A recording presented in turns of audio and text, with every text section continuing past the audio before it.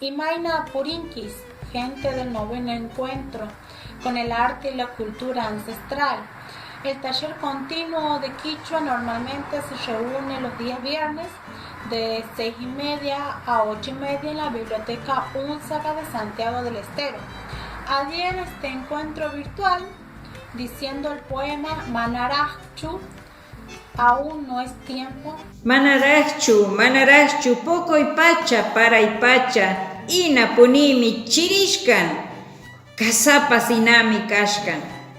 Que no es tiempo, que todavía no ha llegado la época de las lluvias, en que los frutos maduran, que el invierno no ha acabado y aún pueden darse sus hielos. Amara pitinayaichu, rurutaka, yuyuyami, utkachakus, washichichu, manashichu, uchaspasmi.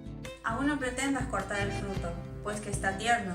Ves que por apresurarte vayas a echarlo a perder, que tu acción sería pecado y que hacerlo es nada bueno. Amaurapi kaskanraiku, makichaichu, yuyuyami, michayami, manarachchu. No por tenerlo al alcance, le eches mano, que está tierno e indefenso, y por delicado inspira a acompañarlo y protegerlo. Aún no es tiempo. Pishapas pitiman nispa, pitichu chaynata tumpas, kanyapas kanam kaptenka, kankayami pocochumpas. No porque pienses que pueda haber otro que lo corte vayas tú a anticiparte, que si ha de pertenecerte, tuyo nomás ha de ser, lo mismo, aunque madurar.